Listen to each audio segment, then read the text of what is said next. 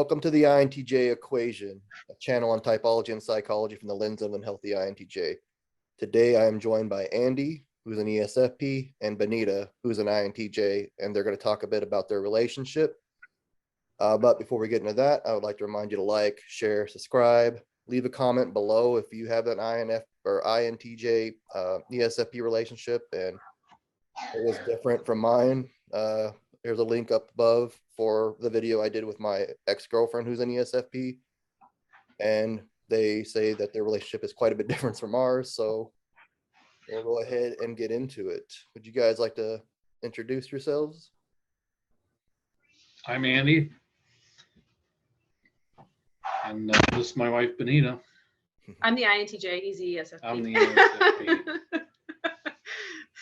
All right. He doesn't have a whole lot of knowledge about it except for hearing me talk about it all the time. Okay. So That's pretty much the extent of me and my ESFP. So I get it. All right. So just so everybody knows in the audience, the ESFP INTJ is a duality relationship in Socionics. They have the same functions. They're in the same quadra, the gamma quadra in Socionics, but the cognitive functions are in a completely different stack. So Andy's an SE hero and Bonita is an NI hero, and they're inferior functions, vice versa, basically. And like I said, I was in an ESFP relationship myself.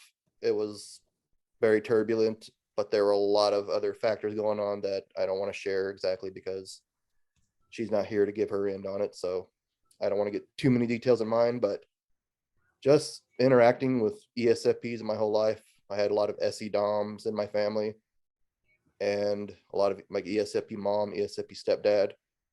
I just don't see how an INTJ and an ESFP can meet each other's needs without being an insane amount of work. Could you enlighten us on that?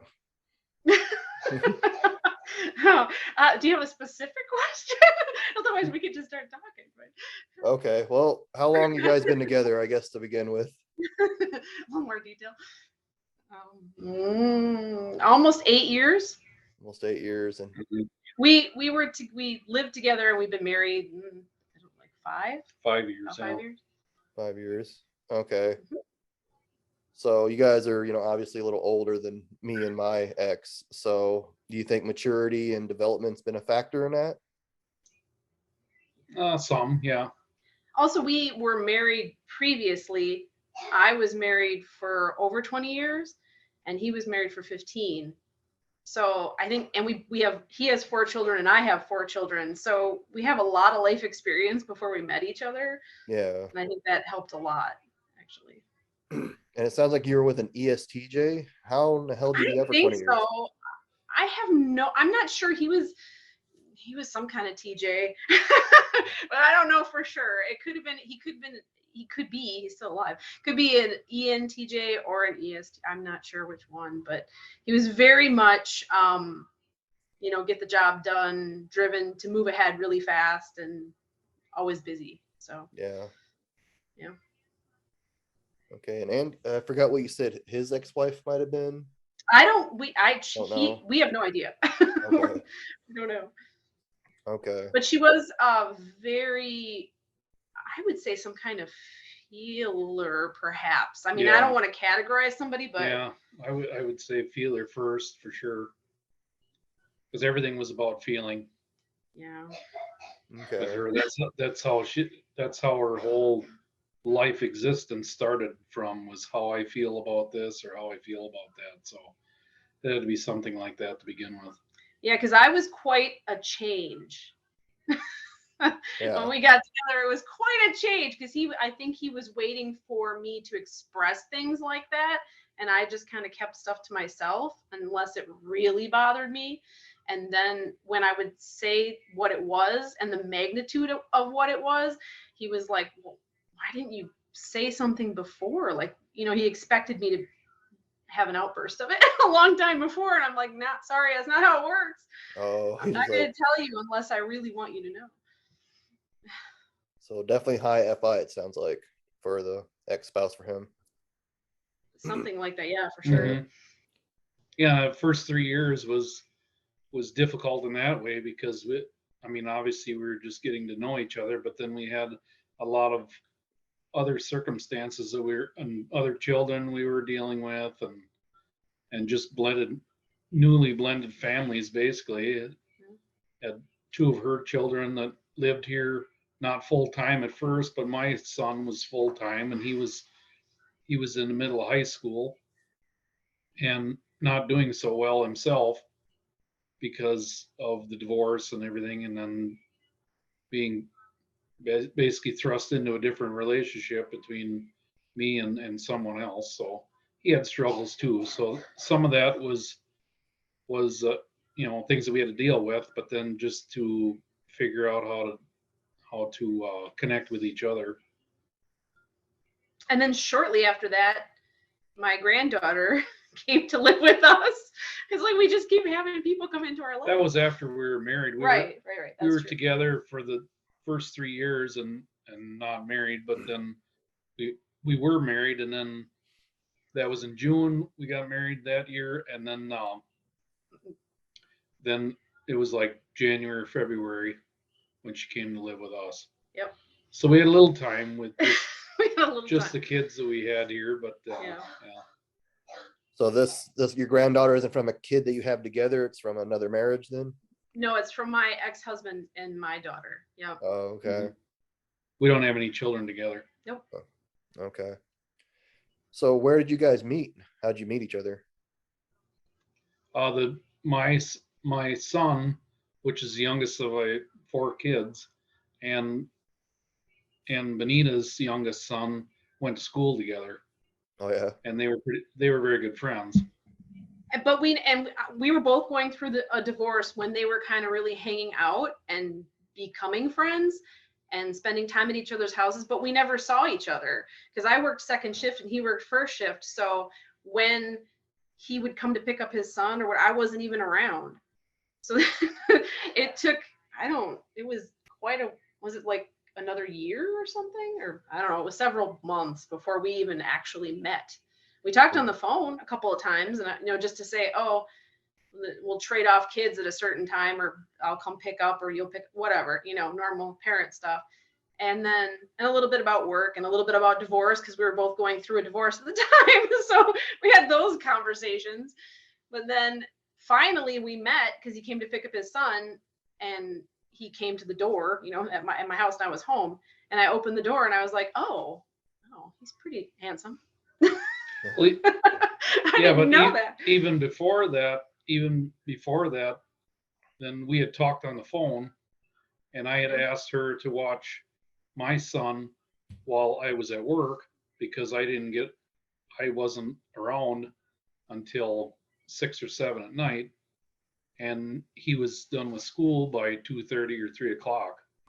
So then she agreed to have him come to her house with her son, and then I would pick him up after that. And then that's how we met. Yeah. We talked on the phone for quite a while just because she was going through divorce and so was I. It was all like factual though. It wasn't like we were kind of friendly, but not It wasn't romantic, that's for sure. It was just conversation. Yeah. So Andy, what attracted you to Bonita? Well, she sounded really nice on the phone. Should I tell the story of how I caught him checking me out when he came to pick up his kid? I was like, I turned around to get something and I'm like, oh, okay. It was cute. And it's sort of like, the cute how we met story. I always tell people that. And it was, and I think the thing that worked is like, when I caught him doing that, I didn't go, or freak out or get mad at him. I just laughed and kind of smiled, and he was like, oh, she's very chill about stuff. Okay, that's nice.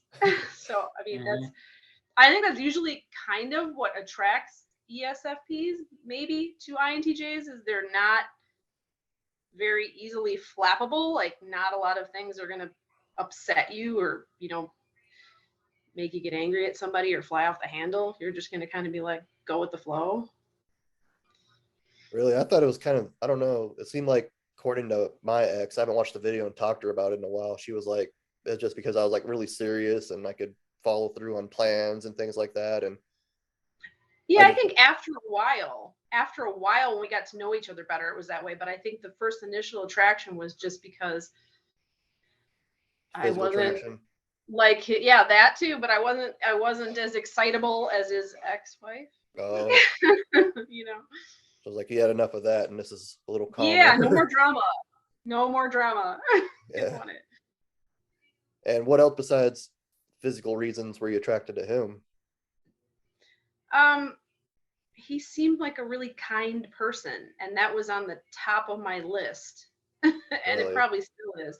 He seemed like a really kind person and like a really genuine person, which is huge to me. Like, I have to really be able to believe that somebody is who they're telling me they are. And it all checked out when I met him and like talking to him, and he would he'd tell me something, and I don't know if this is an INTJ trait perhaps, but he'd tell me something, and then later down the road he would do the thing he said he was going to do, like the way he said he was going to do it. And so I was like, okay, check, that works out. So Yeah, we really like that consistency and that loyalty and respect when people are going to keep their word, that's for sure. Yep. All right, let's talk about some conflict you had. So how do you guys handle conflict when it arises? Sometimes really well and sometimes not. Yeah. I would say that I'm always very busy and always have things to do, and I work a lot of hours at work, and some weeks I'm gone all week, like this last week. So I travel. So by the time I get home, today I got home on Saturday, but usually home on Friday, and it's spring, summer, fall. I always have things to do with the house or a vehicle to work on or stuff that I want to get done, projects in my garage or whatever. And so I don't take the time to spend with Bonita and Lila, and that's a lot of where our conflict comes from. Just me working a lot and not being around. Yeah, I think that certainly contributes to it for sure. And also we have different viewpoints on things, and then sometimes when we get into what I think is going to be a TE kind of discussion about those things, sometimes becomes more of an FI discussion about those things. So it becomes more personal. We like political or other things that we may disagree on. We'll get really kind of attached to them. So then that doesn't turn out so good. Yeah. And some of those things we have to just agree to disagree, because we're not going to both agree on whatever those topics might be. So Okay, very cool. Just to backtrack a little bit, were your sons excited about being stepbrothers when you guys got married? Yes, they were. Yeah. They were really, and they got along, even living in, like, sometimes it doesn't work out when friends are living in the same house, but they are still friendly and hang out to this day. So I guess it worked out. That's pretty cool. Yeah. Yeah. Mm-hmm. All right. And one of the questions you wanted to talk about, how did you tweak those natural styles of conflict? Or did you kind of answer that already? What'd you say? Kind of, yeah. I think we just learned to kind of see when those things are very personal held beliefs or personal thoughts, and we kind of accept, I think we accept that the other person has different ones than we do, and we just kind of you can't convince somebody. I mean, I know that sometimes I feel myself, and maybe I don't know if it's a personal trait or an INTJ trait, but I do tend to but I know I've researched this and I know it's right. Why don't you believe me? Look at all the facts. And then not everybody wants to do that. And not everybody's going to change their mind just because you present them with what you think makes sense. So you have to just kind of go, okay, that's their belief. Okay. Yeah, because I know one thing that really drove me up the wall, and this is before I really knew about typology and everything. she would really make, emotional based decisions, and I would, have more like you said, like research data, whatever, like, look at this, here it is, this is how it is. But they have I don't know if you know about the shadow functions a lot, like the ESFPs have the TI trickster, where they kind of will believe a lot of things really out of kind of feeling. Has that been a conflict point for you guys, or? I mean, I might say so, but I don't know if he feels like it is or not. Sometimes, yeah. Sometimes that. And the opposite. It might not be, and for me, it might be a feeling of something but it just is I mean, there's more than just feeling behind it. It's a deeply held belief. I mean, I feel that way, yes, but I've come to that conclusion with just more than feelings, I guess.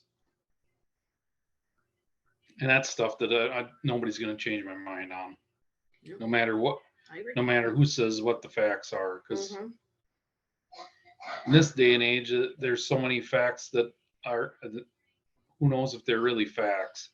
That's true. Yeah, and I mean, we do agree on some very, and I think this really helped. We always have agreed on some really basic kind of fun. We have the same religion. We agree on almost all religious things. We have the same philosophy on raising families, and really philosophy on relationships kind of as well. So I think that helped, because we had some really good firm foundation things that we agreed on. So that's good. It's good to have that to fall back on. So what are some of your philosophies on relationships? Well, importance of family. Yeah, that's huge. And importance of just staying connected as spouses and doing things together. And even if it's not common interests, I mean, just for not common interests, what we've discovered between the two of us is Bonita likes to go to the theater and stuff. And I never really had any interest in it. But when I did go, we did it together. Oh, I really enjoy it now. And I'm the one that brings it up, when are we going to go again? Because he's the extrovert. Yeah. I'm like, not what? Go somewhere? What? So yeah, and then, oh, go ahead. I'm sorry. Oh, go ahead and finish. No, I was just gonna say, and then like something that he had done a lot of and I'd done very little of, and I didn't even know it was going to be something I enjoy, not to the degree he does, but I do enjoy it, is camping. And he loves, doing the outdoor stuff and being in a camper and going for the hiking we agree on, the walking and hiking we agree on. And that's like one of my favorite kinds of exercise anyways. So, but the camping was something I hadn't done, and now I enjoy parts of it. I still don't enjoy, but I enjoy most of it. So just like any other relationship, it's just compromise. Like, it's good to have different interests and things, and you just gotta kind of suck it up and do what the other person wants sometimes, right? Yeah, and then sometimes you find that in those things you can actually find them enjoyable. It's just, But the neat part of that is when you find that it's enjoyable, but then it's enjoyable with the person that you're with. Yeah. Even though you didn't think it was going to be enjoyable, together it really makes a difference when you have someone that you enjoy being with. Oh yeah. To begin with, if you don't have that, it's very difficult to. I mean, you can go do things and fake it, I guess. Mm-hmm. But are you really having a good time? Are you really enjoying yourself? You're not really, because you're just going along to go along. Mm-hmm. But when you enjoy each other being together and just doing whatever, spending time together, then it's fun to do different things, but it's not a necessity, because you're with the persons you want to be with, doing whatever you're doing. I mean, we can be doing some really boring stuff sometimes and we'll still crack each other up. And again, that's something that I think really kind of attracted us to each other, is we have really good conversations and we make each other laugh. So I think that's kind of important, you know, and especially like when something, I guess, bad or whatever is going on around you, it's nice to have somebody that you can kind of laugh with about life. It's important. It's very cool. So were you into typology before you guys met? Did you like know him and say, okay, he's an ESFP? Or... No, I've only gotten into, I mean, technically gotten into it in this past year, I think, about, but I'm an OG as far as getting tested is concerned, because I was around back in the day when they tested you for like getting out of college. They gave us a test to see what kind of job we should do, and I got like the original Myers-Briggs test on paper in college, and I didn't know what the heck the letters meant. I just like filed it away in my little file cabinet and went on with life. And then when I got my first job, they were really into it too, and they had us take, I don't know, it might have been a little slimmed down version, but they had us take another same thing. They had us take a Myers-Briggs test, and I came up with the same thing, and I was like, wait, I know that, I remember that. And then checked it with the other one, and I'm like, oh, it's the same thing, I'm an INTJ, what's that mean? I don't know. And then, I mean, they had like the little stuff on the back that told you what, little tiny paragraph that told you what it was. And I remember a boss I worked for was very excited that I was an INTJ because it meant that I would be a good worker. Like, that could vary. Right. And it's also like they're not even allowed to do that stuff now. Like, you can't give somebody a test to decide if you're going to hire them, like a personality test. But that was kind of weird. Yeah, and that was the beginning, and that was not early 90s, maybe somewhere around in there. I think we found each other. You commented on the Joyce Ming podcast I did, if I recall. Yeah. Yep. She's an MBTI practitioner, and she said that it's seen as unethical to try to pigeonhole people of their type in like an occupation. Like, you're an ESFP, so you have to be a singer or dancer, or you're an INTJ, you have to be on the board of CEO or board of executive officers or something like that. Right. Yeah. No, they're not allowed to do that anymore. And it was funny because I worked in HR at the time. So that's kind of ironic. But yeah, so yeah, they don't do that. And then I mean, through the years, it was kind of on the periphery of what I was into. Every once in a while, it'd come in and out, and people would talk about MBT, or not MBT, but they talk about Myers-Briggs, and I always thought that was cool.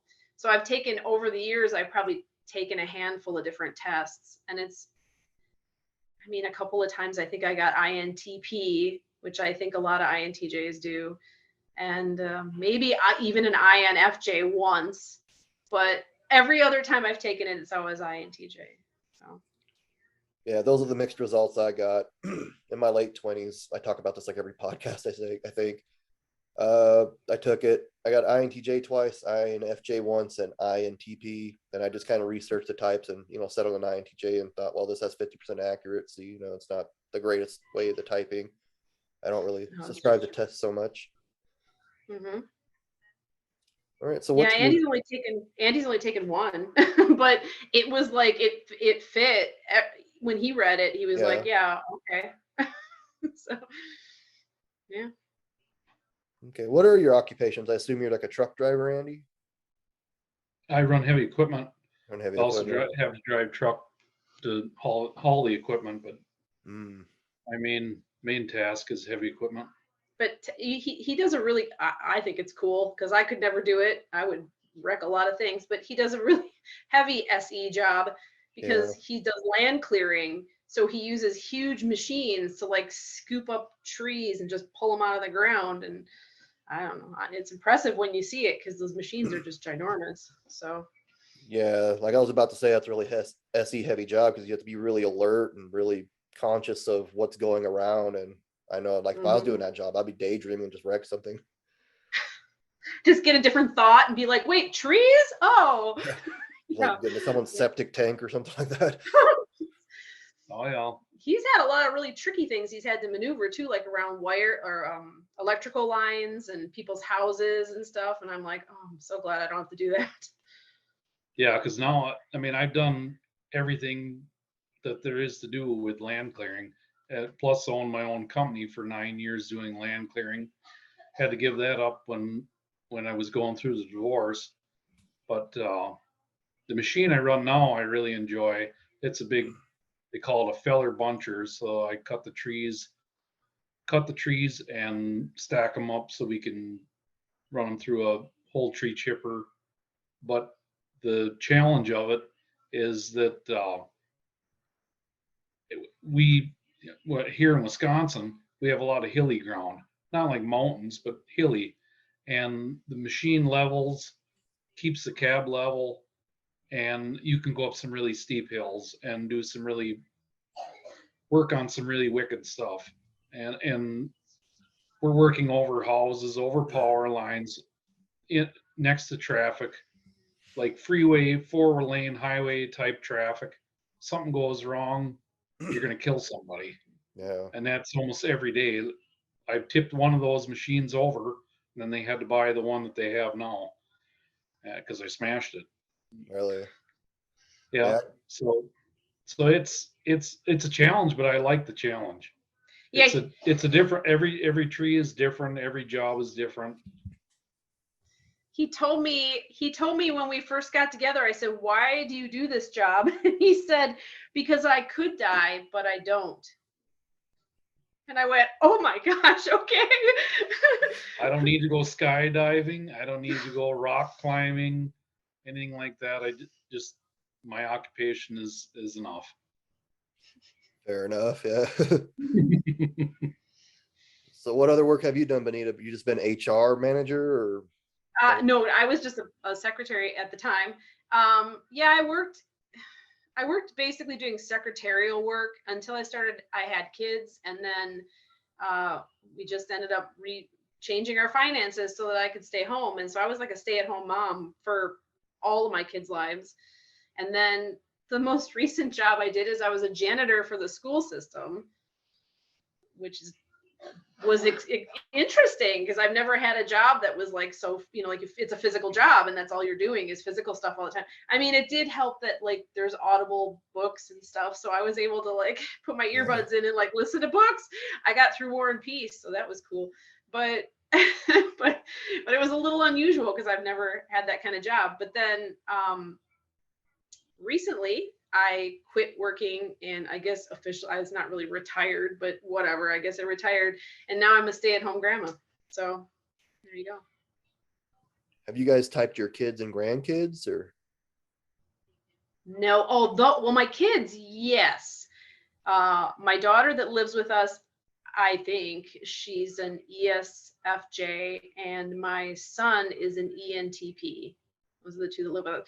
And the ENTP was like super easy for me to see because he just, the way we get along and the things we talk about and the ideas just come poinging out of his head all the time, just all these thoughts and stuff. And it's like, oh, do you fit that profile perfectly?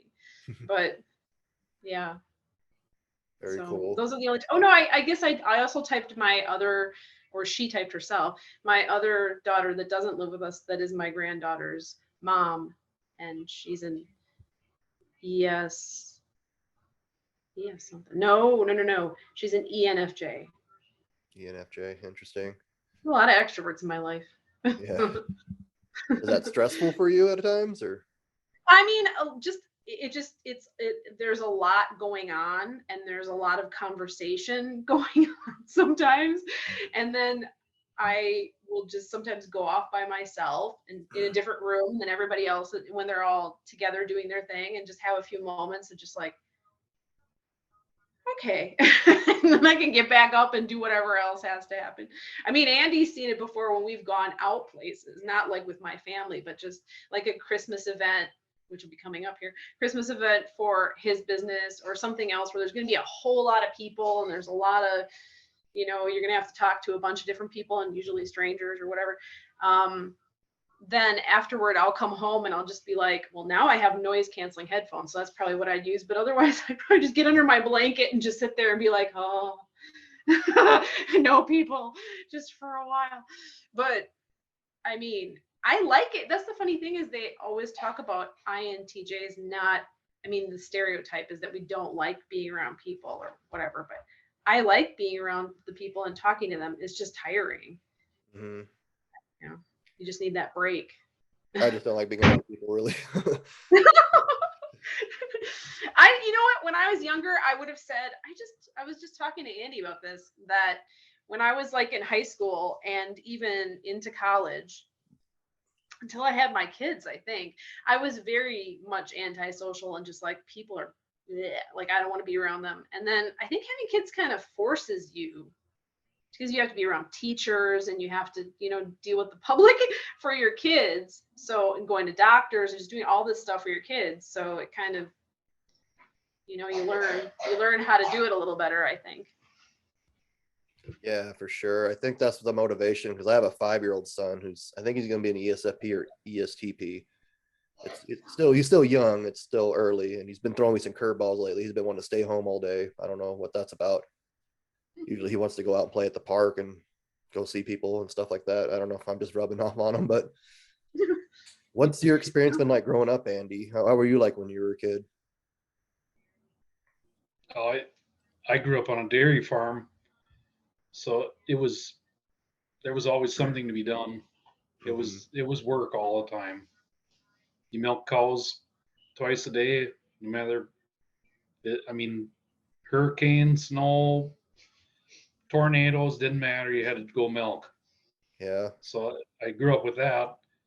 But we had when I was a bit younger, then our family was pretty close because we were always together. We always had to milk.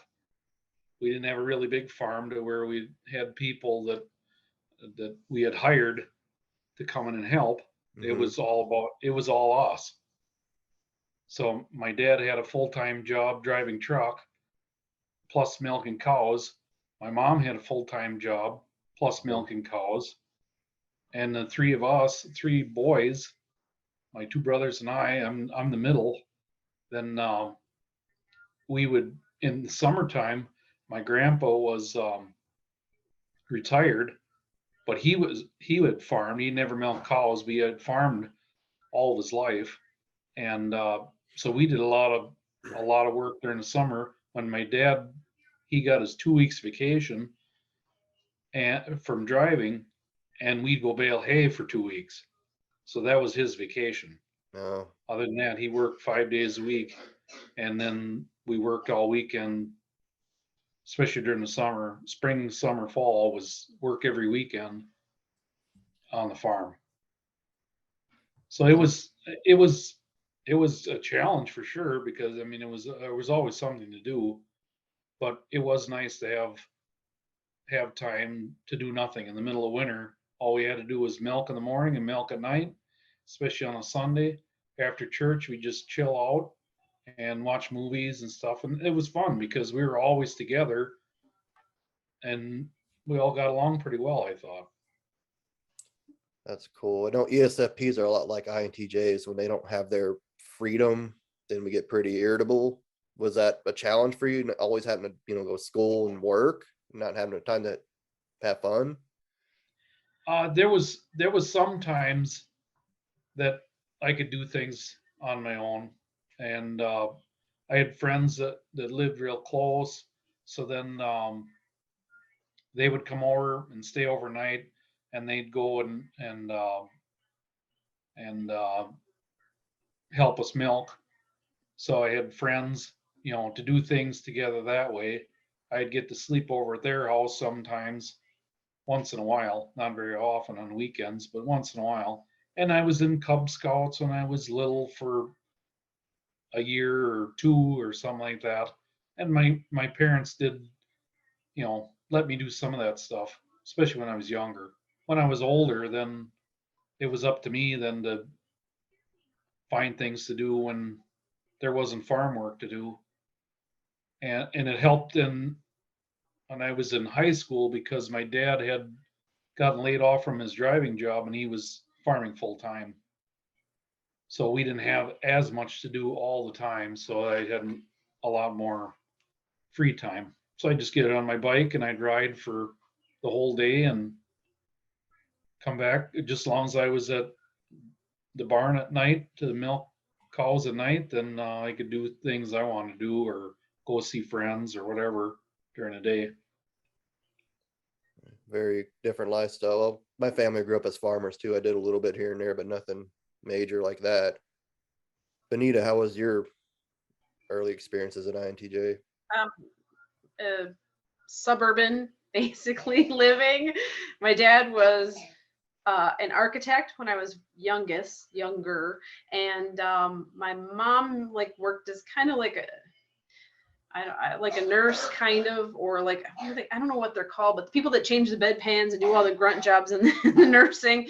And then she did like some factory work. She did work here and there, but my dad always had an architect and then eventually mechanical engineering job. So he was kind of, I guess white collar mostly. And it was just, Midwest suburban life. It wasn't super exciting. I had time to hang out with, when my parents were somewhat strict, because I was the baby of the family, so I was like the last of 5 children and the very, very last. So like my parents actually had me when they were older, so they were kind of like set in their ways and a little bit strict. So I didn't get to do all the stuff that my friends got to do, but I got to hang out with my friends. I'd go, did the normal stuff kids do. I went roller skating with my girlfriends. We had sleepovers. It wasn't all that exciting. I went to a parochial school, so like I said, it was a little stricter than maybe some of my friends, but just normal suburban life, basically. Okay, very cool. And you guys are raising your granddaughter together. So how do you guys parent and agree and disagree and settle differences when it comes to her best interest? We don't really have a lot of disagreements about things with her because we've been through this. We've been down this road before, the both of us. I guess the only differences I guess that we have sometimes is my 3 oldest were troubled, I would say, because they were my stepdaughters. They had a dad that was an alcoholic, and always he died as an alcoholic. He died here just a couple of years ago, but they had trouble with dealing with that because he wasn't consistent at all. Mm-hmm. So that was difficult that way. So I didn't get to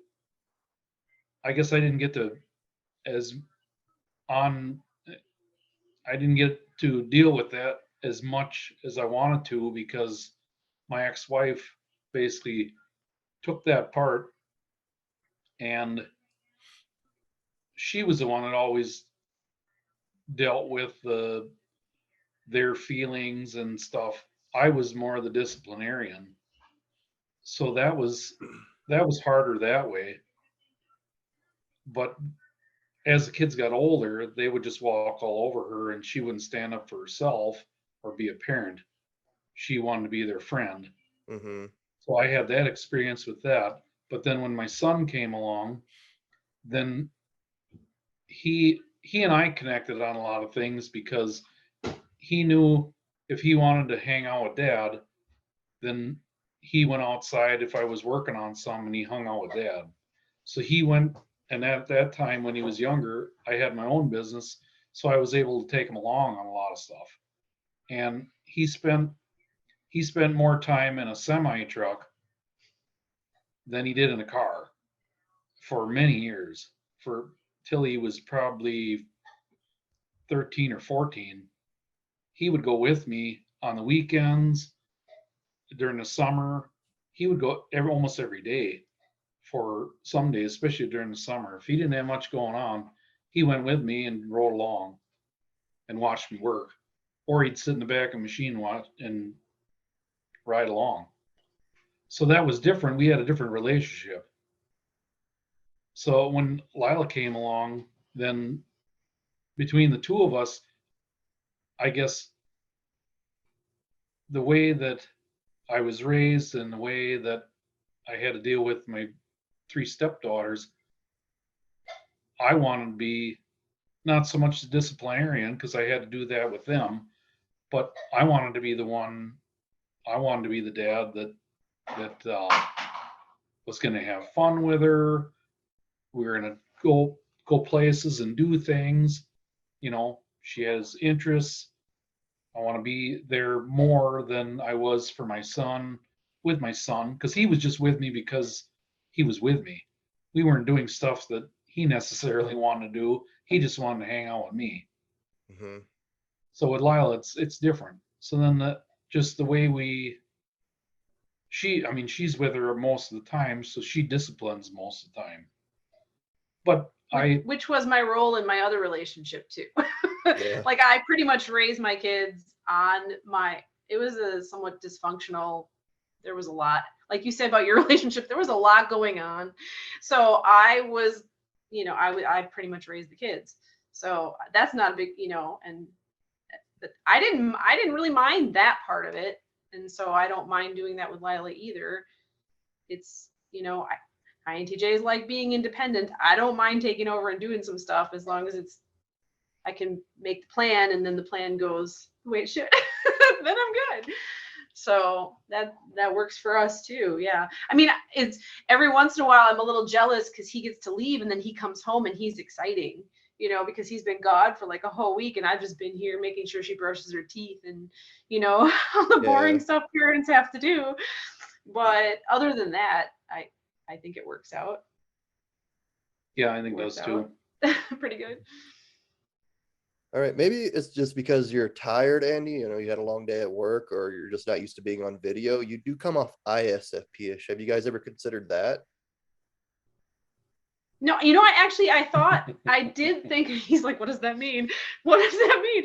I did actually think about that because he doesn't, but then here's the difference. If you saw him in a crowd of people, and yes, he's probably very tired.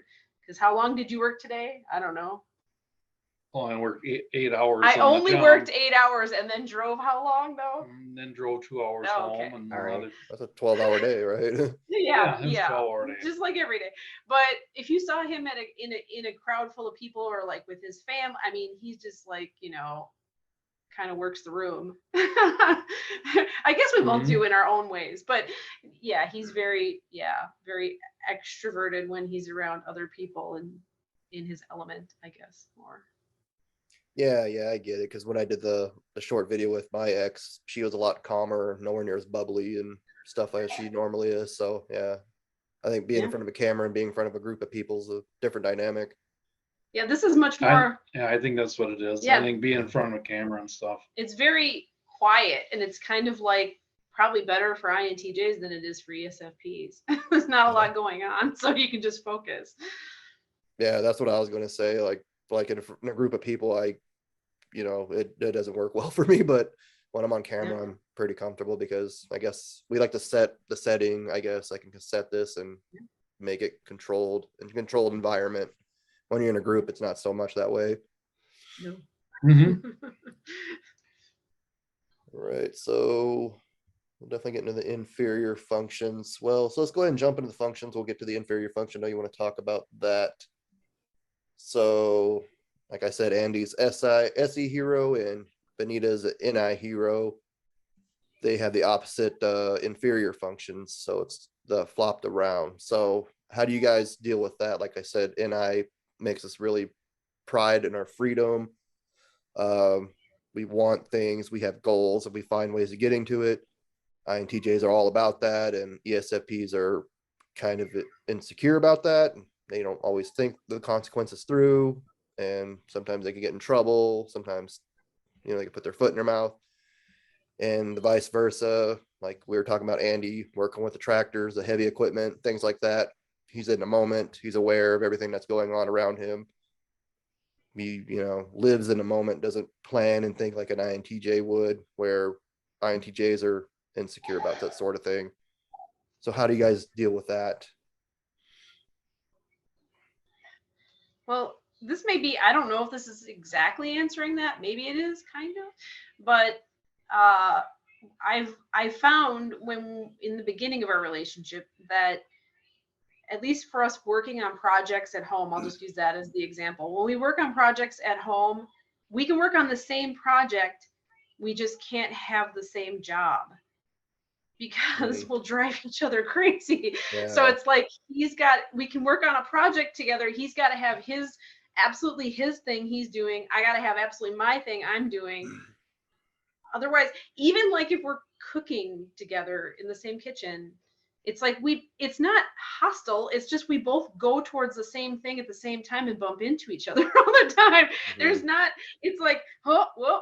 So it doesn't, we have to divide up the tasks. Like, this is yours, this is mine. And then it works out just fine. So I think it's just, and also just the way we do things is differently. So then I have a tendency to be like, well, why are you doing it that way? This is faster. Yeah. And I don't really think ESFPs like that. No. They don't want to use that. No, not So, at all. yeah, that doesn't go over so good. So, yeah, it's been like we just have to have our own thing to do. That's the most important part. So, and I don't know if that actually answered your question of the different, I don't know if that answered it. Maybe. Yeah, I think it exactly does, because NI is about wanting the most efficient way of getting things done. And like we see somebody like doing something that's not very efficient, we kind of get frustrated, but ESFP is really like, well, this is my way of doing it. I'm just enjoying the process. I'm in the moment. I don't care if it takes longer. I just like doing it this way. I was actually going to use the example of cooking because me and my ex still get along. We kind of really put our differences aside, and sake to raise our son. And like we don't want to have an 18-year feud or anything like that. So we hang out occasionally. We just can't be around each other for very long periods of time. Then we kind of get on each other's nerves. But we would try like to cook together or something like that. And we were like, it was just a bunch of conflict for us. Mm-hmm. And I don't particularly enjoy cooking. She does. So I just like, okay, you want to cook? That's fine. No, that's exactly how we work out too, because I don't really like it either. It seems like it's a huge waste of time. And Andy loves it. He loves the like whole process of it. And the thing is I've learned is that you might see somebody doing, not an ESFP or anybody else, you might see somebody doing something that you don't think is as effective or could get done as quickly. But when I just kind of back off, he does it in his own way and he gets it done, pretty quickly. But it's also some of the stuff that he makes, especially food wise, is way better than I would do. So I'm not going to argue about it. Do whatever you got to do, however that gets done. Yeah, I don't mind if there's something that I want to do. I don't mind the process, and that I mean, that's to my detriment too sometimes, because it takes me probably way longer than it should, or way longer than it could be. But I like to work through the thing and make it as well as possible. Whether that be cooking something, I mean, I'm going to spend money on ingredients. I'm going to spend my time on putting it all together. I want the best results. When I'm working on the house or doing something outside, if it takes me a little longer, I want the best results. I don't want to have to go back and do it again because I did it too fast or cut steps or something the first time. I want to, and then I can look back at it too and say, I did a good job. Nobody else has to say it, but I know that I did the best that I possibly could with what I had. Yeah, that makes a lot of sense, especially if you're like building a house or repairing something. If it's not done right the first time, then that could be dangerous. And kind of if you mess up cooking, then it's going to taste like crap, so. Yeah. Right, yeah. Yeah. And nobody wants that. Yeah. And I do that to myself sometimes too, where I'm just, that end goal is so enticing that I'm just like, I don't care how I just need it done now. And I'll just zoom forward and try to get it done. And I don't put the best into it that I probably could, because I'm just like, I need it done. And also it doesn't help that sometimes, you get into that procrastination. I think it's called an NIFI, whatever kind of loop it is bad.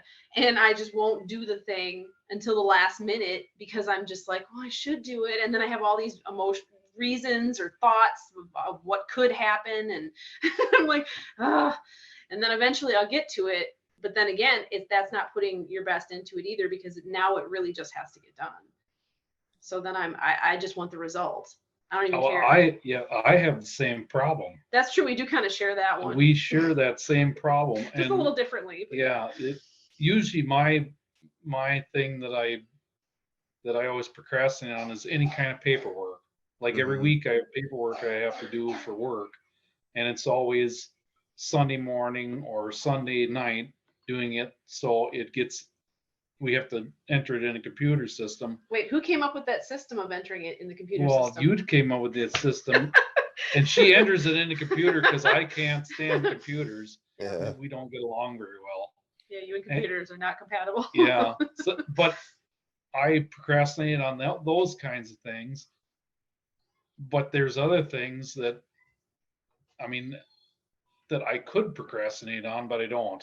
It just they're just certain things. So we have that in common, which really, if we both procrastinate on the same thing, then that would be horrible. Yeah, then nothing gets done.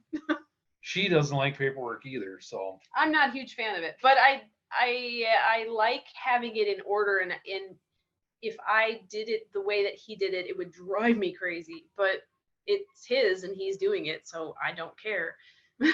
But yeah, I couldn't have like a stack of like bills and papers and stuff and not know where they go and when they need to be. Oh no, I gotta have that part organized.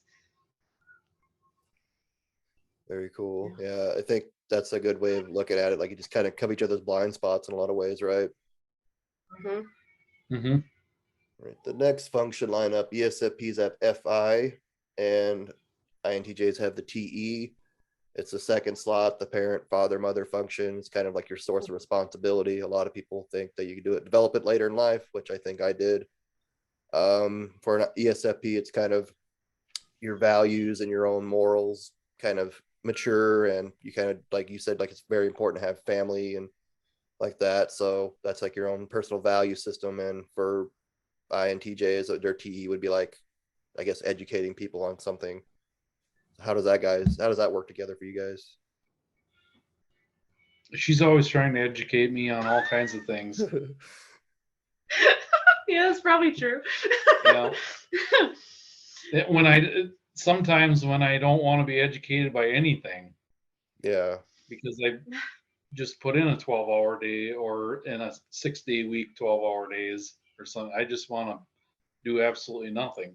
Yeah. And that also comes into play too, though, when with like political things or other things, because that's one of those moments where I'm trying to say, but look at these facts, aren't they great? And he's like, I don't care because this is what I know. And I'm like, okay, but that's what, because I'm trying to, I want to show people stuff and share that with them. Oh, and I do that with the MBTI stuff too, like to my adult children. I'm like, don't you want to know all of this stuff? I have all of this knowledge. Here it is. And they're just like, oh, okay. I know it's so frustrating when people don't want to hear our ideas and our interests. Yeah. Yeah. I know, like one thing, like my ESFPX, like she likes Star Wars and Deadpool and things like that. So she'll buy like a Star Wars apron and it costs her $30. But I'm like, why don't you just go to Walmart and buy one for $5? Kind of like more practical sense. They really like, FI likes that things that they like, and they're really big about that. Is that like something like that? You ever have problems with him, or not that it looks like he's wearing that kind of stuff? Spontaneously. I mean, sometimes if there's a real interest, but I think that you maybe got some of that out of your system when you were younger. I don't think you're like that now, are you? Yeah, I don't like to spend money. So if there's something that I really like to do or like to have, like I do like Star Wars and stuff like that, but I like tractor stuff or whatever, or international tractors. That's what I grew up with. Mm-hmm. So if it's like, I see an international sweatshirt or something, or a hat or something, I'll ask somebody for that for Christmas or something like that. Mm-hmm. I can't justify buying it myself. I mean, if it's a cheap T-shirt and it's on the clearance rack, then okay, that might be something. But yeah, I don't really care to spend money on myself that way. And that could be part of just him personally, because he excuse me, he was married by someone who was like an accountant, and so, or married by, oh my gosh, raised by somebody who was an accountant, and just very frugal, very good with her money, and like his whole family's like that. So But my father was not. oh, see, so then you probably saw that example too. Yeah, my father was not. That's So a good example. every month when my mom would go through or every week when my mom would go through the checkbook after he had it all week and she didn't know what he spent, it was always an argument. Mm-hmm. Yeah. I can see that. I'm just trying to picture what types your parents were. Yeah, my dad was definitely a feeler. Definitely yeah. a feeler. And my mom was not. I mean, Uh-huh. she had some aspects of that. I mean, she was a woman, she was a mom, so but she had 3 boys, no girls. So she was more the practical person, and if we were having problems or something, she'd basically reason you through it. She wouldn't really feel her way through that. She'd reason through it. My dad was totally the opposite. He was like, he was however he felt, that's what he thought was right. Mm-hmm. That's what he thought was true. If he felt some way, like he would judge people within 30 seconds of meeting someone, and he'd have nicknames for a person that he just met. Mm-hmm. He was very social, but very judging that way. Didn't he coin that phrase that they're personality free? Yeah. When he met people he didn't like, he'd call them personality free. Oh, yeah. But he would say that about someone where that other person would only give him a 3-word answer to a question. He was very judgy that way. Very judgy. And you're not like that, actually. And I think that's one of the other things I liked about Andy. Is it's different than me, because I judge people all the time. But he's very not judgmental when it comes to other humans. He is a little bit more optimistic about that, I think, than I am. So that's kind of cool. Cool. It's interesting to hear just the differences and the way the functions are just mixed around in the opposite order, basically. So the next slot is a child function.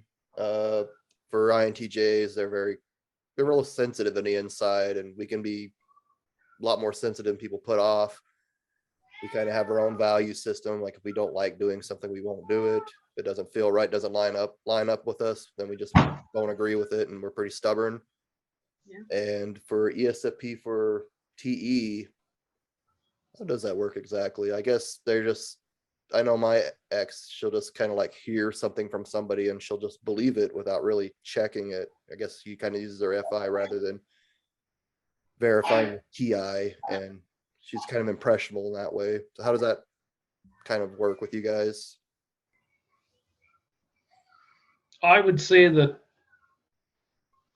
I know some people myself that if someone told them something, they might say they believe it, but they could hardly repeat it 5 minutes after that person said that, because they weren't really thinking about or listening to that person. They were doing something else or thinking about something they were going to say after the other person got done talking. Like they're kind of aloof that way.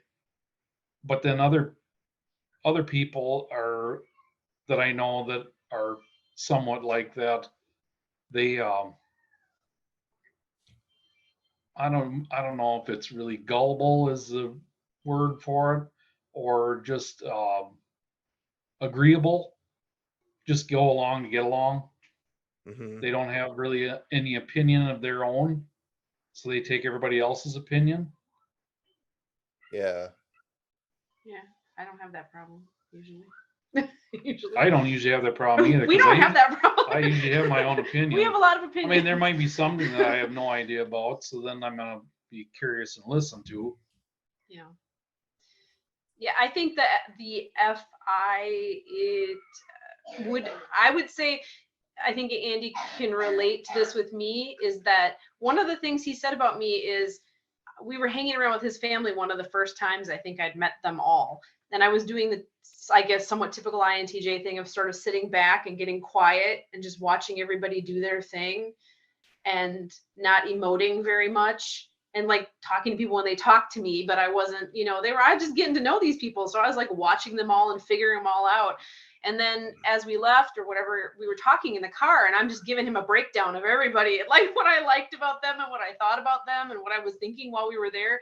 And he said, I can't, I'm paraphrasing, but it was something like, I wish you could be like more like this when we're with, like you could just relax and be more like this when you're with my family and stuff. And I'm like, well, that's going to take some time. That's going to take a lot of time. I got to get to know these people. So that's more like, I think that's a little bit like your FI being a little sensitive. And it actually hurt my feelings too, because I was like, I thought I was being nice.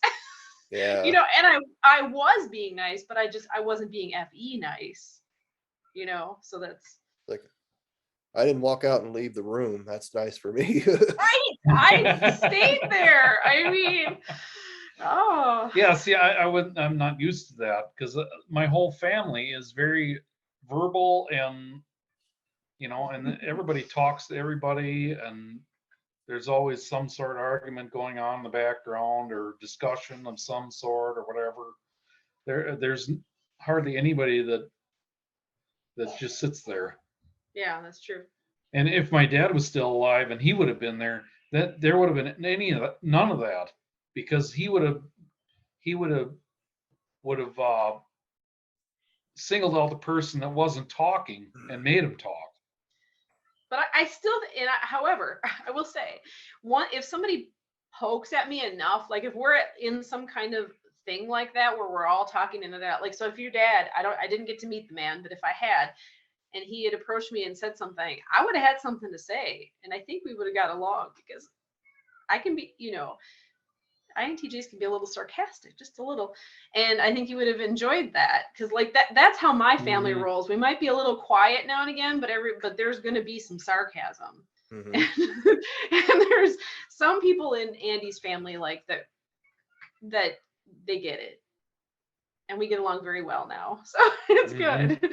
And his mom and I get along great. I think his mother has some SI, and I'm super impressed by it, because I don't understand SI at all. But she has this whole thing where she remembers all the details of things, and like who used to live where, and like I got this from this place 20 years ago, and I'm like, what, how? Like that just is amazing to me. So I guess because I'm impressed by her. So I'll just sit there and listen to her. And she's like, and when she has a hobby, it's like very detailed, everything she can tell you about that hobby in order and all the steps you need to do it. And I'm just like, what?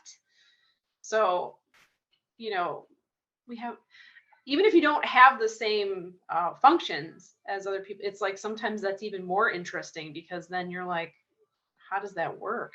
I don't have it. How does that work? Yeah, I get that. I just see people be like FE heroes and stuff, and they're just like so in a moment and so friendly. I just don't understand it. It's so foreign to me. Yeah. I think that's a perfect segue into the inferior functions, because like you're giving the example of being with his family and being in a group setting and not being comfortable and kind of not really like just engaging and being in the moment there. You're kind of like analyzing everyone. That's the problem that we have. We're kind of insecure about the present moment, how we're going to look and appear and sound, say something stupid, say something rude. And ESFPs have a different problem. They're always in the moment. They don't want to plan about the future, so they just live in the moment and kind of ignore the future consequences, even if they know them.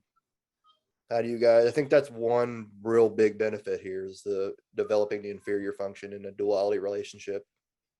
Has that been like that for you? I know you mentioned something about your previous relationships where you developed that, or has it helped develop in this relationship? Well, maybe for Andy's sake, you want to slightly explain developing your inferior function, just because I don't know if do you know what that means? Oh, I get the concept. You get the concept, okay? Because like he doesn't usually talk about this stuff every day. Yeah. But I think sometimes you're forced into it because the other person is That's not, true. has the opposite function. Yeah. So then you might not understand it, but you can see it. You may be able to see it coming, so you know how to react to it, or at least to put it in a box and put it away for a little while, and not, and just the reaction of the other person. Say if you, you know, and then if it happens before, I mean, like being married for 15 years, you get to know the person pretty well. Mm-hmm. So you know if you bring up certain things or discuss certain things, that's not going to go very well. So sometimes that gets put away so much that it never gets talked about because it's going to bring up some conflict, Mhm. and that's tough that way. But then it still needs to come out, and sometimes it comes out because it's the old adage of you get into an argument and you start arguing about something that happened 3 years ago or 5 years ago or 10 years ago that some person said. Mhm. Yeah, for And, sure. and then with that, I think from each other, what we've probably learned, like, I think what he's asking is kind of like future planning. Have you learned any of that being with me? And I think you doing all the SE stuff that you do constantly. I think I've I've gotten better at some of it just by virtue of seeing how somebody who uses SE so well all the time, how he does things. I mean, I don't know if you can ever get real great at it if it's so low like that, but I pick up on like the way he moves and the way he does things. And I don't know if you did that with your ex, but it was like you Mm-hmm. kind of get a little better at it just by the one thing I learned is I think I just need to slow down. That helps a lot because I've always been kind of, like I said, goal oriented, like let's get this done, so then I might be doing things a little too fast and like I'm cutting something up in the kitchen, I'll cut my hand. Yeah. Or I just have these accidents happen because I'm not slowing down enough. And I see that he does, and he's enjoying the process. He's just taking his time. He's doing it the way he's doing it. So then that's rubbed off on me a little bit. I don't know if like NI is, I mean, most people say it's like having a vision or kind of having a plan. I don't know if any of that's rubbed off on you, but Yeah, I would say that that's rubbed off on me, and I've kind of embraced it a little bit more, is the planning, because on my phone I have an app. I mean, everybody can get an app or has an app, but a notes app, Mm-hmm. so you can plan things, and then they have a calendar on there. You can plan things for that, and I've done that way more now than I've done in the past for personal stuff. I had to do that when I had my own business because there was certain things that needed to be in on certain days or certain times, so that forced me to do that Mm-hmm. and be more of a planning type person. And my old business partner, he was a planner. He was trying to plan things 5 years down the road, and I'm like, I'm working on this right now. This is what I got in front of me. I'll worry about that after I get all this other stuff done. And then, but I end up pushing those things off, the planning part, because of what I got in front of me right now. Yeah, it makes sense. Like my ex, like one thing that just infuriated with me with my time with her was she just wouldn't look before she leaped, really. And it was like she would step out in the garden, step on a rake and hit her square in the face. But a few months ago, she was like giving me this like elaborate plan that she had, and she's starting to think about going back to school, becoming like a mechanic. And she just like, I'm gonna do this, and I'm gonna do this, and I'm gonna do this, and I'm gonna do this. Like, I was really impressed. She had yeah. like some goals and some ambition. So I think we taught that to each other after the relationship, because I didn't really know about typology when we were together either. Mm-hmm. Yeah, and I think some of that, like Andy's saying, some of it comes with age because you just meet so many different people that influence you, Mm-hmm. and you realize where your weaknesses are. I mean, if you're any bit introspective, you might notice you have some weaknesses, and then you're gonna try to make them not be weaknesses, I guess, anymore. You're gonna Yeah. work on them at some point. Well, I'm sure she picked a lot of that up from you. I mean, if you were together for any kind of time, I mean, she saw that, even though that you're not together now, Yeah. she saw that. She saw how it worked, and probably how it worked really well in certain places or wherever. Hmm. So she's like, well, you know, it might not be the perfect plan, but it is a plan. Mhm. And that's And things it's a I good step. learned. I'll go ahead. No, I just said it's a good step. Yeah. And that's something I learned from her too. Like I would just be so insecure and I would just overthink things, get an analysis paralysis, and I wouldn't take action. And I just saw like she wouldn't even think about it, just boom, it's done. I'd be sitting there like fretting about something and like it's already handled. And I just know, it's like just gotta do it. Just don't think about it, just do it. Because if you think about it, you're not gonna end up doing it. That's a really good way to get out of that loop too. That's what I've noticed is if I just do something, Hmm. even if it's not the full thing or even part of the thing that I think I need to do, even if I just do something else, just do something. That really helps. Yeah. One complimentary thing about the ESFP INTJ relationship too. I don't know if you know a whole lot about Linda Barron's interaction styles. A little bit. Yeah, like Mhm. ESFPs, they're get things started type, and Mhm. INTJs are chart the course type. So ESFPs, kind of how it works out is they have trouble focusing and finishing on things because they're just so in the moment. It just, I'll work on this. Oh, go over there and do this now, and this doesn't get done. Like I just said before, like INTJs, they have hard time starting things. They could pick up things from other people and finish it, but like they just get locked in this analysis paralysis. And there's just so many options to start. We just don't know where to start. So we don't. Yeah. So that guys, was that Yep. been pretty complimentary for you guys?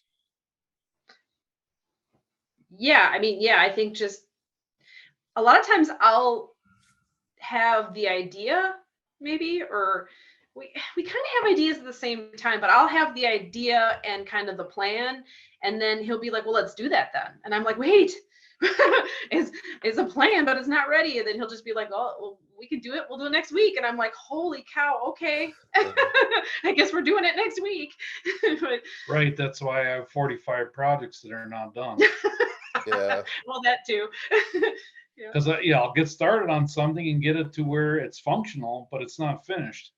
And then, well, then the weather changes and I want to go camping. So then everything gets pushed to the back burner until camping season's over, and then I look at all the stuff after camping season, and nothing's done. Yeah, that's why we need those. What's the other people?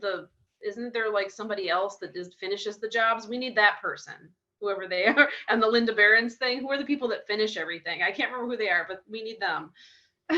It's usually the chart the course types. So usually they finish or behind. No, The other types can do it as well too. There's behind the yeah. scenes and the in charge types too. So Yes, that's what we need. We need a couple of them. yeah, Put those on the team. you guys have a big I can family. do that so- at work all day long.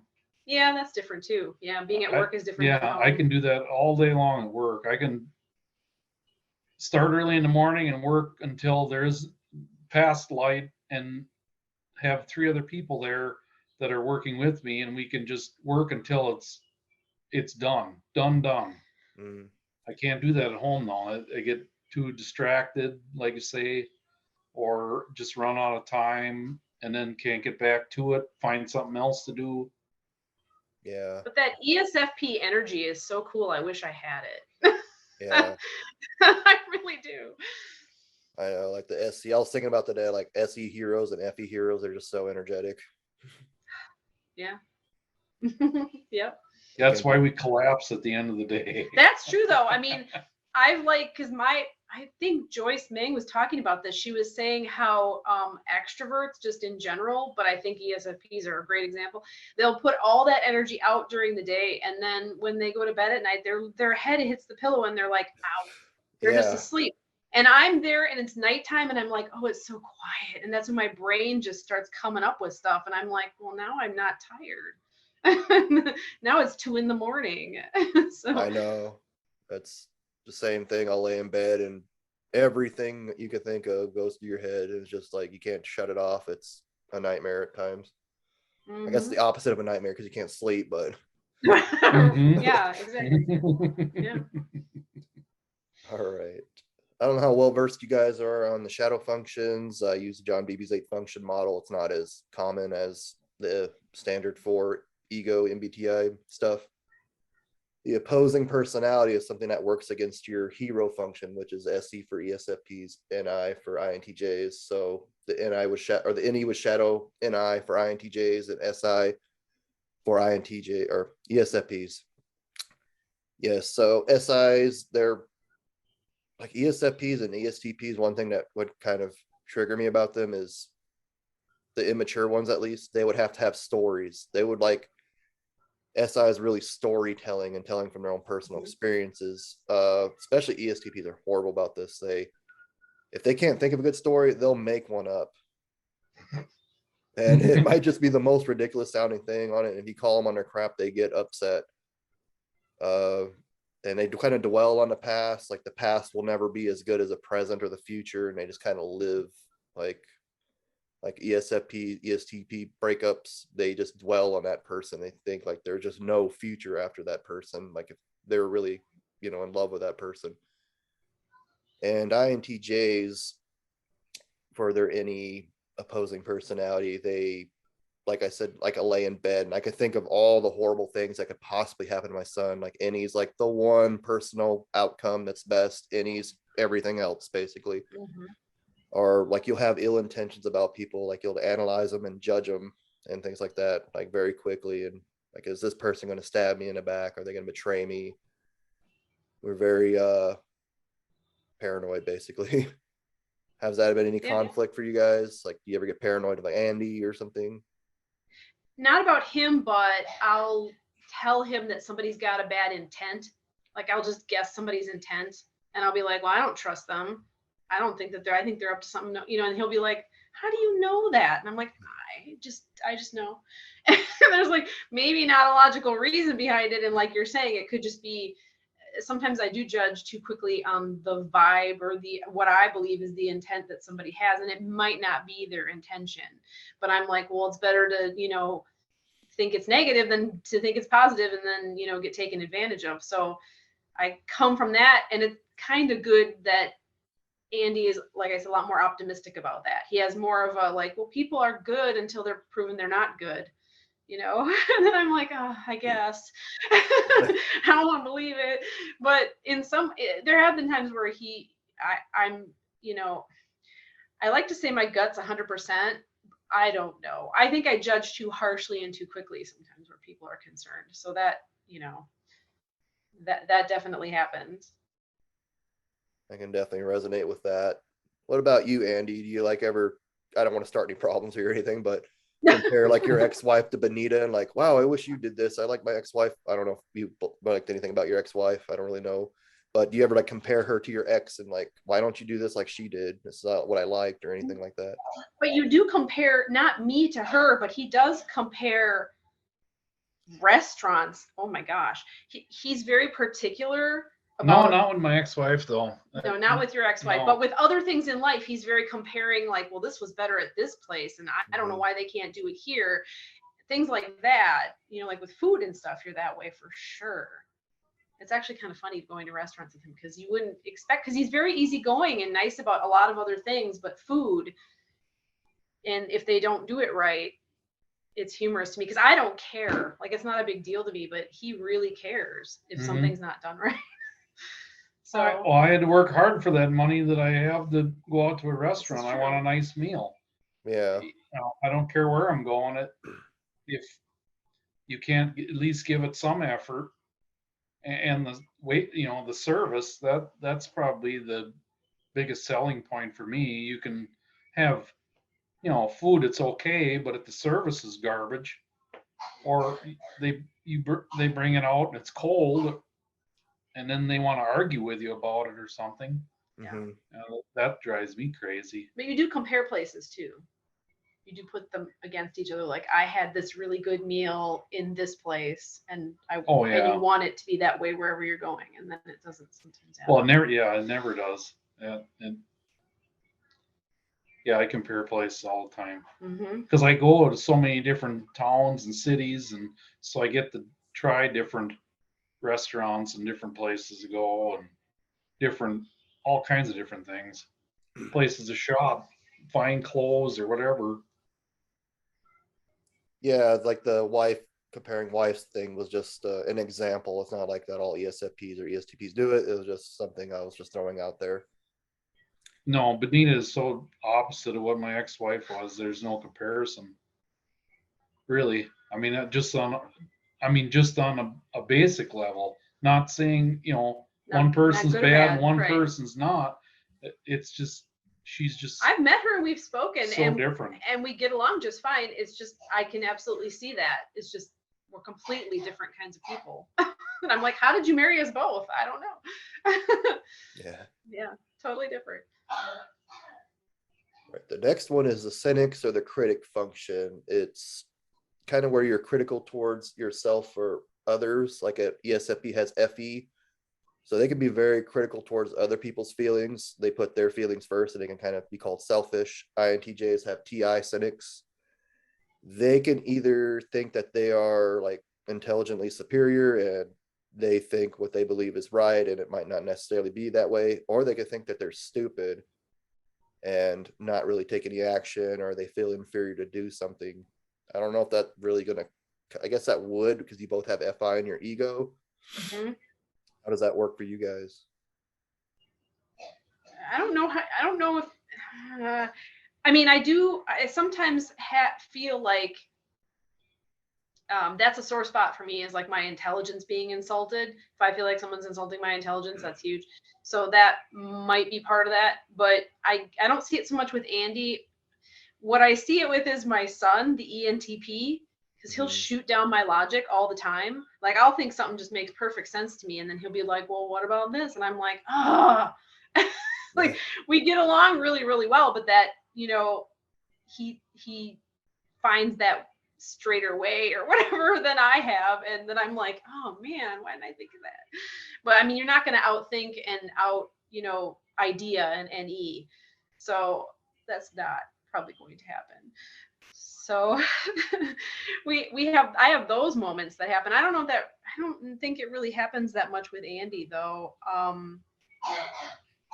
Yeah, I couldn't imagine that so much, but the FE thing, like, yeah, you're not taking his feelings in consideration over. Oh, absolutely. I think that happens because for me, I think I do that because I'm thinking something through on a logical level, and I'm like, feelings, why do we have to worry about that? And then I'm like, oh, we have those. So then, yeah, and then he'll be like, well, you're not listening to me, or you're steamrolling me. That's a comment I've heard, because I'll think something makes sense and I'll just go forward with it.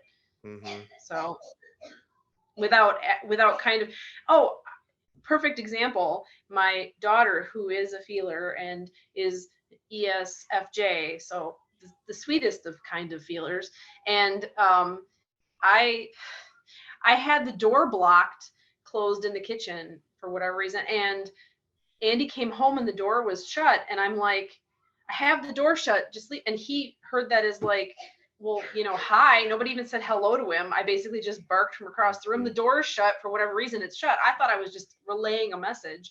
And then later I asked my daughter, because he was like, well, thanks, that's real nice, and was kind of upset. And I asked my daughter and I said, what did I do wrong? She's like, well, you could have spoke to him first and said hi and stuff before you told him what was going on. And I'm like, oh yeah, I could have. You're right. So that happens. I mean, that's just a funny story, but I did come to him and say, yeah, I didn't even think about that. But yeah, that's very indicative of the next stack of functions, FE and FE trickster for INTJs. We don't have any clue about other people's feelings. We don't always know how to read the room if we're being rude, and it kind of ties in with our SE, and like we just want to withdraw. Like you said, like you didn't take his feelings into consideration. You just said, well, shut the door, the heat's on, or the AC's on, or whatever the case may have been. And ESFPs, like I mentioned before, they have the TI trickster, where they kind of don't become their own individual thoughts, really. They aren't aware of their own thoughts, so they rely on their feeling or the thoughts of others, and they kind of just don't come to their own conclusions in a lot of way. That's one thing that kind of infuriated me with my ESFPX. Like, don't you think things through at all? You know? And for me, it was like I didn't consider her feelings because she's a feeler, and that, you know, I pissed her off basically. Mm-hmm. Yeah, we have, I think when we have like those political conversations or other kinds of conversations, that's something we have to both be aware of. Because yeah, I'll just go off into the logic land of like, this makes sense to me, does this make sense to you? And that's not always what the other person is thinking about or feeling at the time. So yeah. Okay. And the last one is the demon function. It's kind of like what we hate. Like you were talking about, like how one of his relatives had SI and they were very orderly and detail oriented. It could also be about traditions and things like that. Self-health. I know like SI demon, like we'll stay up all night and sleep 3 hours just to get something done. And that will affect us. We'll get stressed out and overindulge in like food or drugs or sex or things, anything like that. It could vary. And we don't take our health into consideration. And any demons, like you don't really care about other people's what you want. That's a very big trigger point for ESFPs and ESTPs for me.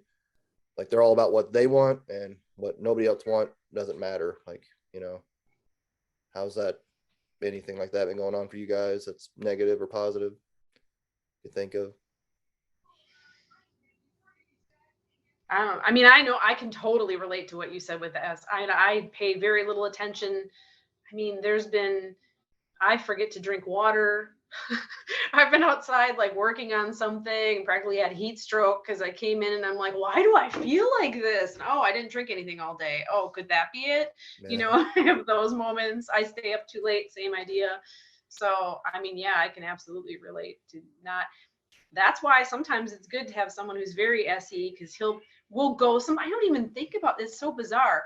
We'll get in the car to go someplace and it's probably hot outside. It's a park, wherever we're going with our granddaughter. We'll be there and I'll be like, oh, I should have brought some water. And Andy always remembers. He's always got like a gallon of water in the car and like cups. And so I'm like, I never think about it. I'd just be thirsty and just live with it. So that's how I can relate to that. I don't know if you can relate to the any caring about more about yourself, I guess, than other people's. Is it other people's emotions, or is it just caring about themselves over other people? Like what other people want, like their plans. Oh, Like, okay. like for an example, like me and my friends were nerds and we play like Dungeons and Dragons and Magic the Gathering, and we'd have an ESTP friend like, hey, let's go to the bar, and he would just sit there and like kind of ruin our game night, our plans, just because he wanted to do that, go to the bar and party and stuff like that. And he would bug us for an hour and, you know, kind of ruin our time because that's what he wanted to do. Never seen I have a problem with saying no to working longer hours or working extra days, and knowing that and thinking about, I'd like to be home to spend time with Bonita and Lila, and basically sacrificing that to say, well, no, yeah, I'll work, I'll get this done, I'll do that, I'll work longer. Even when we have plans sometimes too, there's been times where we've had a plan on a Saturday and they'll ask you to work and you'll say yes. So sometimes I'll call you out. Sometimes like I think it's just, I always put it up to like in the moment, the boss comes and says, can you do this job? And of course he's going to say yes, because it's in the moment and he's there and he's doing it. And there's not that step back for a second and think about it. It doesn't happen. It's like, okay, yeah, I can do it. You know, and then later on it's like, oh yeah, that's right. That's right. I have other plans. And a lot of the shadow functions, they manifest in immature types, younger people, or people with like turbulent pasts and stuff too. So I imagine working on a farm and being used to that, like you have to put your own needs aside to, you know, milk the cows and harvest the hay and all whatever you guys did, or plant the seeds.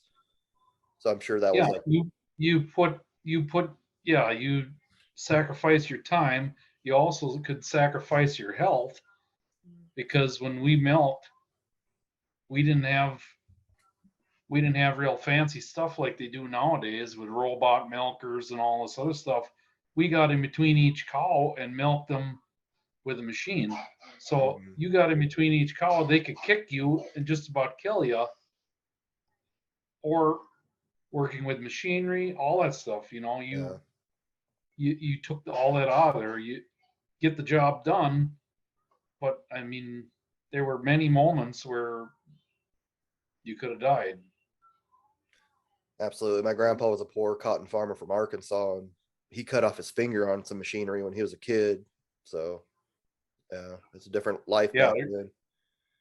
And you guys, all the old farmers that I knew when I was growing up, they always had either one finger or a couple fingers gone. One guy had his whole hand except for the thumb that was like looked like this, just with a thumb ow, from putting it inside of something.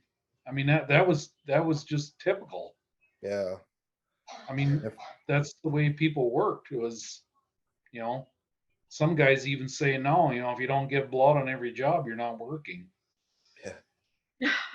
It's a different way to be, That's different not way to good. look at it. Yeah, but I mean, that probably did teach you to sacrifice a lot of things to get a job done, which is good in some ways, but it's not always the healthiest Yeah, that's way why I to got a live your bad life. back now. You pick up things, do things that you shouldn't be doing, and just to get it done. You sacrifice all kinds of things.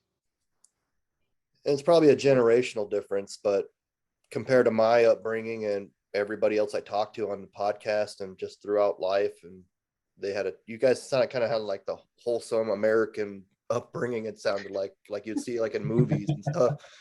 Kind of, yeah. So I'm sure it's a generational thing, and it's just a different world. I mean, even when I was a kid, the world is drastically different now with all the technology and things like that. We're in a different land. Yeah, and the older you get, then the bigger the difference. Yeah, That's how it goes. things move so fast these days. Mm-hmm. All right, so we'll about wrap this thing up here. So what advice would you give to an INTJ ESFP couple if they were thinking about pursuing a relationship with each other? Give advice. Well, I mean, everybody says this when they, you go to marriage counseling. The first thing they say is, well, communication is the key. And but it still is. But it's the different kinds of communication. You can communicate just on a word level, but if you're not communicating on an emotional level to a certain extent, you might not understand the other person the way their emotions are, or no emotion. They don't show any emotion, so that's confusing for a person that shows their emotion. But then to be open and honest about how that makes you feel, what you think about that, with the different. I mean, to me, with all the stuff that Bonita's been researching and watching your videos and everybody else's and everything, a lot of this stuff makes sense. I think it pigeonholes people sometimes because they say, well, I'm this, I'm that, I'm this, I'm that. Well, you might be that sometimes, but you're not that way all the time. Everybody has a bad day. Everybody has a good day that they don't do certain things. I think all the things on the, all the different functions you can do and you've done. Mm-hmm. You might not have realized it or whatever. You might have dominant ones. But then to be able to understand that about the other person, no matter what they are, it just goes so much deeper. Yeah. It gets to a different level. I mean, to understand a person, on a much deeper level, you have to understand what their emotions are, how they emit their emotions, what they think about or how they think. It just gets you to it. it really opens a person up so you can understand that person better. Yeah, for sure. I think that was just a big barrier that my ex and I had. Like, we both have FI, so FI is not really sharing your emotions, kind of bottling things up and not communicating. So I think that was a huge, huge fork, or tack in the foot, or whatever you want to call it. Right. No, I think that's what Andy and I faced too at different points, just because our way of dealing with struggling through something, like something bad happening to either a relative or just money wise, something happening, we have different ways of dealing with that. And we didn't really understand what the other person was doing in those moments. Like, why are you acting that way? It doesn't make sense to me, because that's not what I would do in that moment. And so, like, if you can ask that question, but not like judgmentally, not be like, why are you doing that? But actually just genuinely ask, like, what's going on? Like, why is this happening? How do you feel about this happening? And I don't know. I myself, when somebody says, how do you feel about this happening? I would be like, I'm fine. And then I'm not at all. But like, and I always tell people, if you ever ask me, how are you doing? And I'm like, I'm bad. Oh Lord, something's really up. But because I usually will say I'm fine. But then to go deeper than that and actually trust somebody and say, well, I didn't feel so good about that. This is how I felt. And then really tell them how you feel. I think if there's an INTJ person and with an ESFP, that's going to be key, is just saying, this is how I feel in this moment. And like literally opening up and letting them see that. Because then they're going to be like, I don't know, it's like a moment of realization. And they're like, oh, that's like me. I feel that way too. And then you can connect on that thing. But you can't connect on it if they don't have anything to connect with. So, yeah. And the other person has to meet you halfway and give an honest answer to make a relationship work too. We just can't bottle it in. Yeah. What if life played you a different hand and you guys met and tried to have a relationship at 20 or even 30? How do you think that would have played out? We've talked about this because, INTJs and their timelines. We've talked about this before, and his answer, I get probably, I mean, you can answer for yourself, but my thought was like, I don't know how that would have worked out. I don't think it would have worked out, because we were both so, like, I thought I was gonna work in business and run a company, and I was so determined and I had all these plans, and I would have just been like, no, I don't have time for that. So I mean, I took a total turn in my life, so it's totally different than I was then. So I don't know, I mean, you can say whatever. Yeah, and before I got married the first time, and that was at 25, I was just like, no, maybe I'll go to work today, maybe I won't. I don't really care. I don't feel like it. And I didn't have to, because I made good money. So then I just go to work tomorrow. Okay, no problem. I was just kind of plunking through life. Yeah, it makes a lot of sense. Just day and night. I think even when I was 20 or even 30, I'm 37 now, and it's just, I'm a different person, I think. Yeah. Mm-hmm. All right. Yeah, she would not have liked the way I was living at that time. Yeah. I probably would have said some work. stuff you wouldn't have liked and then left. Like, what do you do? You probably would have said some stuff, and I would have left. Somebody would have left. I don't know. Somebody would have left. It would have been good. Yeah. All right. Well, I think that's all I have for you guys. Is there anything you would like to add or let the people know? No. No, I really don't have anything to add. We're not on social media in any way, so I can't plug anything. All right. No. All right. Well, thanks for the opportunity to do this. I'm glad you guys were able to, share your story with us. Like, my relationship turned out a different way, and my video was kind of controversial, and a lot of people didn't agree with it. So it's age, upbringing, past trauma, things like that, where you're at in life, I think does play big factors. So I'm glad you guys found each other and you guys are happy and you guys are raising your granddaughter together and it worked out for you. If you like this, Yeah, no problem. My attempt at FE there. I appreciate that. I appreciate that. All right. Well, if you like this content, like, share, subscribe. I am in the process of putting this on other platforms where you can find it on Spotify, Apple, so it's a little more accessible for people. Leave a comment below if you're in an ESFP INTJ relationship, or if you have any questions about it or anything like that. I would like to hear about it. Thank you for going beyond the clickbait, and have a great day.